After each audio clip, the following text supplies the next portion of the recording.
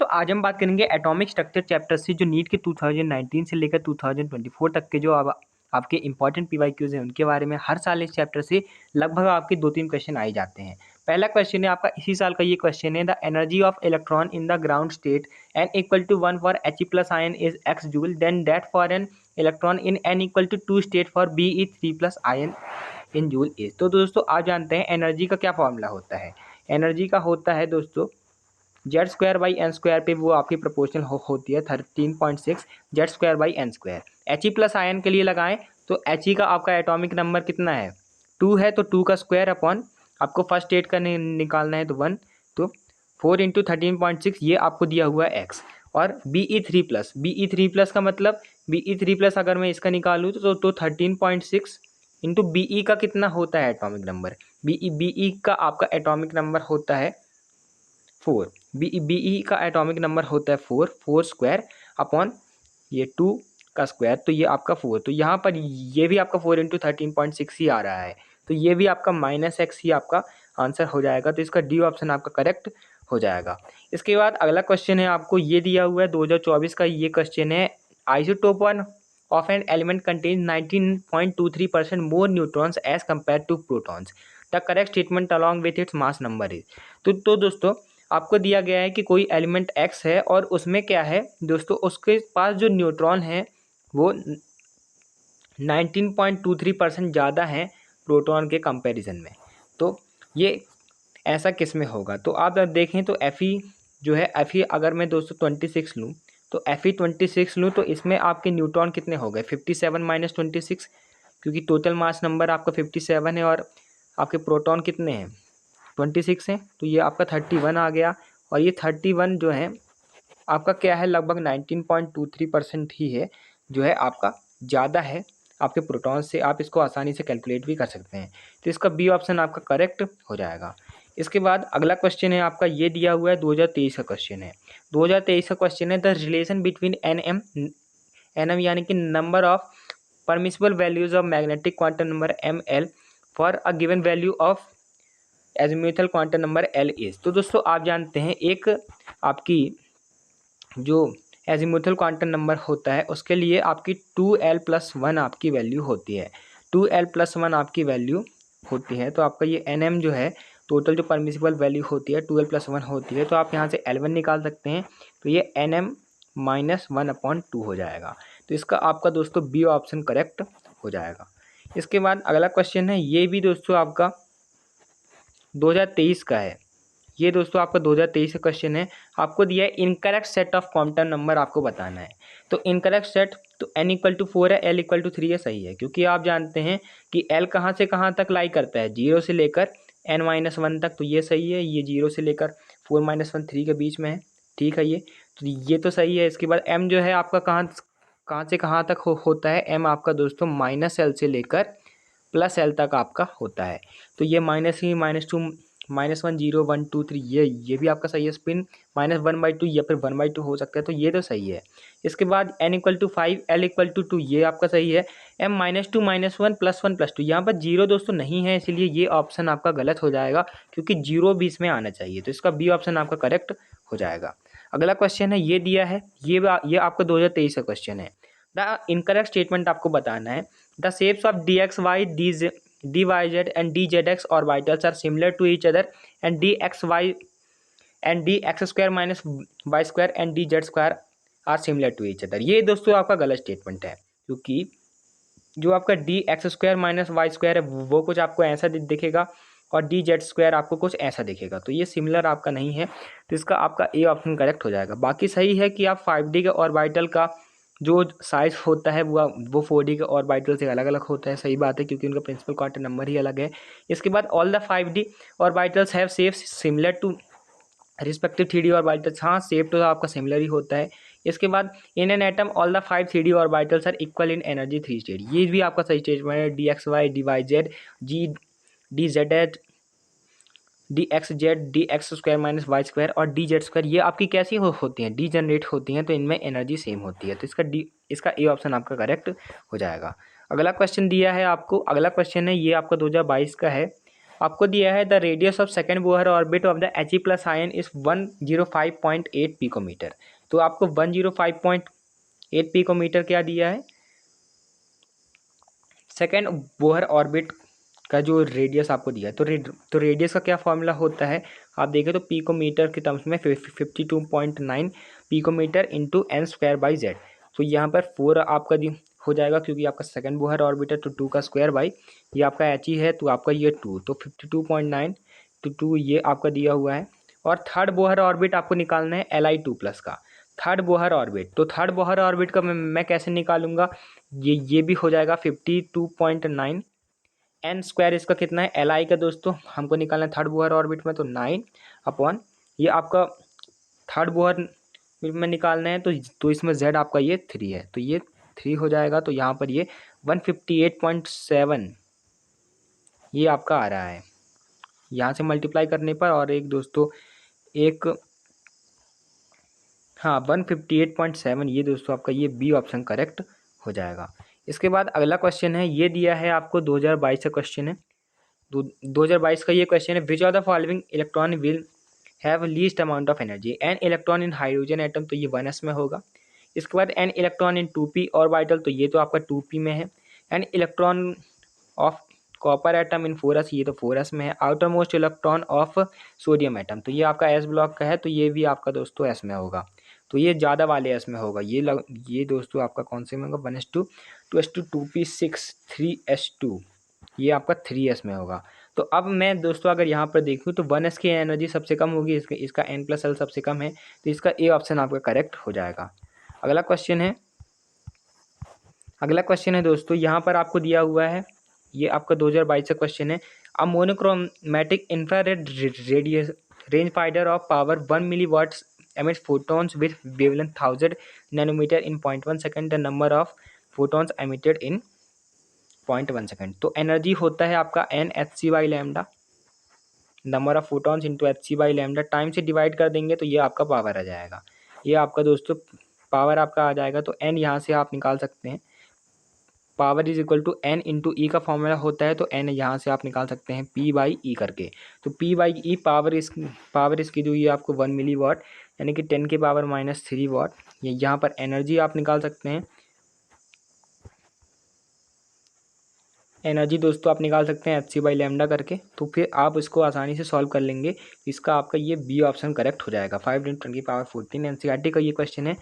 अगला क्वेश्चन है आपका, ये आपका 2022 का क्वेश्चन है। ये आपको दिया है, when electromagnetic radiation of wavelength 300 nanometre falls on the surface of metal, electrons are ejected with kinetic energy 1.68 × 10⁵ joule per mole, the minimum energy needed to remove 1 mole of electron from the metal is. तो ये दोस्तों ये आपको दिया हुआ है कि जब रेडिएशन दोस्तों आपकी स्ट्राइक करती है तो आपकी जो काइनेटिक एनर्जी होती है वो आपकी ये है।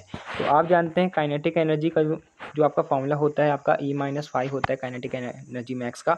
तो यहाँ पर आपको 5 निकालना है E-KE करके, तो E-KE करके आप निकाल लेंगे। और E कैसे निकालेंगे आप, FC बाई लैम्डा करके निकाल लेंगे। तो यहाँ पर नैनोमीटर में दिया है, तो 1240 इंटू 300 नैनोमीटर, तो ये आपका 124/30, ये आपका दोस्तों 4.1 आपका आ जाएगा।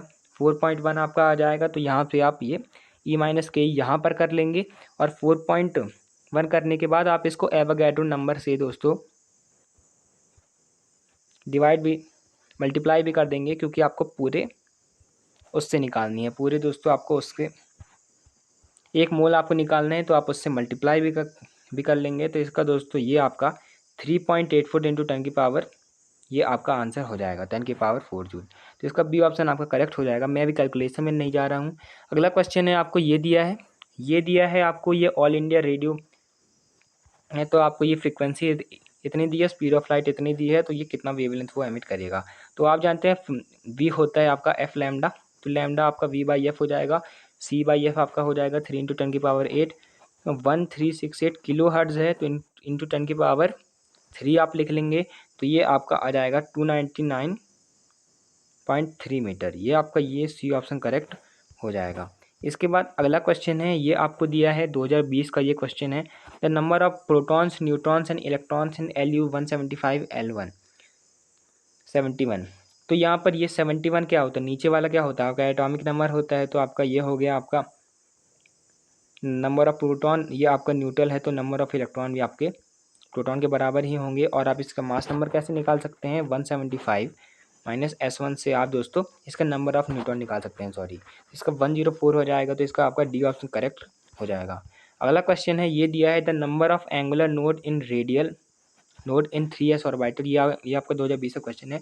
एंगुलर नोड और रेडियल नोड आपका बहुत इंपॉर्टेंट है। एंगुलर नोड का फॉर्मूला होता है आपका L और रेडियल नोड का फॉर्मूला होता है n-l-1। टोटल नोड का फॉर्मूला होता है n-1। तो ये आपको ध्यान रखना है। एंगुलर नोड अगर मैं 3s की बात करूँ तो इसमें L की वैल्यू 0 होगी, S के लिए L की वैल्यू 0 होती है, P के लिए 1 होती है, D के लिए 2 होती है, F के लिए 3 होती है। तो L की 0 है तो आपका एंगुलर नोड तो 0 आना चाहिए, एंगुलर नोड 0 आना चाहिए। रेडियल नोड क्या होगा, n-l-1, यानी कि 3s है तो 3 माइनस 0 माइनस 1, तो ये आपका 2 आ जाएगा। तो इसका ए ऑप्शन करेक्ट हो जाएगा। अगला क्वेश्चन है, ये आपका का क्वेश्चन है, आपको बताना है, ये आपका 2020 का है। आपको बताना है कि डिक्रीजिंग एनर्जी का आपको ऑर्डर बताना है। 4D का अगर मैं n+l देखूं तो 4 प्लस D के लिए होता है 2 6 P तो 5 + 1 6, यहाँ पर 5F तो 5 प्लस F के लिए होता है 3 तो 8, इसके बाद 6P तो 6 + 2 8, ये यहाँ पे 6P तो 6 + 1 आपका 7। तो यहाँ पर दोस्तों 5F का सबसे ज़्यादा आ रहा है, 5F का दोस्तों सबसे ज़्यादा आ जाएगा। उसके बाद दोस्तों आपका 6P का आ रहा है, 7 आ रहा है। उसके बाद दोस्तों ये 4D और 5P में टाई हो रहा है। तो आप देखेंगे तो अगर आपका टाई होता है तो जिसका n बड़ा है उसका ज़्यादा होगा, तो 5P का n बड़ा है, जिसका आपका ये बी ऑप्शन करेक्ट हो जाएगा। अगला क्वेश्चन है, ये आपको दिया रेडियल नोड और एंगुलर टोटल नोड और 3 एंगुलर नोड आपको बताने, 2019 का ये क्वेश्चन है। तो ये एंगुलर नोड अगर L = 3 होगा तभी आपके 3 एंगुलर नोड होंगे। तो L आपका 3 होना चाहिए। P में तो L2 होता है, ये आपका गलत हो जाएगा। P में दोस्तों L आपका 1 होता है, D में 2 होता है, तो ये आपका गलत हो जाएगा। 4F में आप देखें तो आपका 3L होता है, तो इसलिए ये आपका C करेक्ट हो जाएगा। इसमें टोटल नोड निकालेंगे तब भी आपके 3 ही आएंगे। कैसे, ये होते हैं टोटल नोड आपके 4 - 1, क्योंकि टोटल नोड का होता है n-1, तो इसके ये भी आपके 3 ही आएंगे और 6D तो आपका नहीं होगा। इसके बाद ये आपका 2024 का क्वेश्चन है। ये बहुत थ्योरेटिकल क्वेश्चन है कि आपको दिया है क्वांटम नंबर और वो क्या क्या चीज़ बताता है। तो यहाँ मैं अगर MS की बात करूँ तो ये आपका स्पिन बताता है, तो B का 4 हो जाएगा। इसके बाद L क्या है, L दोस्तों आपका साइज ऑफ ऑर्बिटल नहीं, ये दोस्तों आपका शेप ऑफ ऑर्बिटल बताता है, तो C का 1 हो जाएगा। इसके बाद दोस्तों जो MS है ये आपका स्पिन बताता है, हमने देख लिया। ML आपका ओरिएंटेशन बताता है और N आपका साइज बताता है, तो D का 2 हो जाएगा। तो ए ऑप्शन करेक्ट हो जाएगा। इसके बाद अगला दिया है, ये आपका 2024 का ही क्वेश्चन है। The energy of He+ ion in n = 2 state it same as the energy of H atom in n = 1 state. हाँ ये दोस्तों आपका सही है। क्यों, क्योंकि एनर्जी होती है आपकी -13.6 Z²/n²। तो अगर मैं दोस्तों हीलियम के लिए बात करूं तो आपको दिया है n = 2 स्टेट, तो यहाँ पर आपका 2 आएगा, 2 का स्क्वायर आएगा। हीलियम का एटॉमिक नंबर भी 2 होता है, तो 2 का स्क्वायर आ जाएगा, तो 13.6 आ गई। और जो हाइड्रोजन का जो फर्स्ट स्टेट होता है उसमें भी 13.6 ही आपकी होती है। तो ये तो आपका सही स्टेटमेंट है। इसके बाद स्टेटमेंट 2 है, it is possible to determine simultaneously the exact position and exact momentum of an electron in H atom. ये आपका गलत स्टेटमेंट है, क्योंकि हेजनबर्ग अनसर्टेनिटी प्रिंसिपल हमसे कहता है कि आपकी कुछ दोस्तों अनसर्टेनिटी रहती है, जो आपकी पोजीशन और मोमेंटम के बीच की जो अनसर्टेनिटी होती है वो आपकी दोस्तों h/4 पाई के बराबर या फिर उससे कम होती है। तो ये दोस्तों आपका सही हो जाएगा, गलत हो जाएगा। तो 1 आपका ट्रू है बट 2 आपका फॉल्स है, तो इसका ये C ऑप्शन करेक्ट हो जाएगा। अगला क्वेश्चन है, आपको ये दिया है, ये आपका 2024 का क्वेश्चन है। The quantum number of 4 electron are given by. 4 electron आपको दिया हुआ है। तो अब आपको डिक्रीजिंग ऑर्डर ऑफ एनर्जी आपको बताना है, तो आप n+l लगाएंगे। यहाँ पर 4 + 2 6 आएगा, 3 + 2 5 आएगा, 4 + 1 5 आएगा, 3 + 1 4 आएगा। तो 6 वाला तो जीत गया, तो 1 सबसे पहले आएगा, 1 सबसे पहले आएगा। उसके बाद ये इन दोनों में टाई हो रहा है, तो इसका n ज़्यादा है, तो इसके बाद 1 के बाद 3 आएगा, तो इसका ये बी ऑप्शन करेक्ट हो जाएगा। उसके बाद 2 आएगा, उसके बाद 4 आएगा। अगला क्वेश्चन है आपका ये भी आपका 2024 का क्वेश्चन है। The Balmer spectral lines for H atom with lowest energy is located at 5/36 RH per centimetre, जहाँ पर आर आपका रेडबर्ग कांस्टेंट है। तो आप जानते हैं 1/λ क्या होता है। 1/λ होता है RZ² 1/N1 का स्क्वायर माइनस 1/N2 का स्क्वायर। तो आप देखें तो एच एटम के लिए आपके Z की वैल्यू तो 1 हो जाती है और आपको लोएस्ट एनर्जी बताना है। तो लोएस्ट एनर्जी है मतलब दोस्तों आपकी वेवलेंथ सबसे ज़्यादा होगी, और लोएस्ट एनर्जी कब होती है, जब दूसरा आपका इन्फिनिटी को टच करने लगे, तब आपकी हाईएस्ट एनर्जी होती है। तो लोएस्ट एनर्जी कब होगी, जब आपका दोस्तों हो कि मैं जो है सबसे पास वाले से ला रहा हूँ, यानी कि n=3 से ला रहा हूँ। तो 1/2 का स्क्वायर माइनस 1/3 का स्क्वायर, ये आपका आ जाएगा दोस्तों 1/4 माइनस 1/9, तो 36 एलसीएम हो जाएगा। 9 - 4 ऊपर हो जाएगा, तो 5/36 ये आपका 5/36 ये आपका आ गया 1/λ। तो 1/λ तो ये आपका दोस्तों सही हो जाएगा। तो उसके बाद ये तो आपका सही हो गया। इसके बाद क्योंकि लैम्डा फिर उसके बाद आप उल्टा कर लेंगे, उसके बाद उल्टा कर लेंगे तो ये आपका सही हो जाएगा। इसके बाद ये है when the temperature of black body increases the maximum of the curve intensity versus wavelength shift to the shorter wavelength.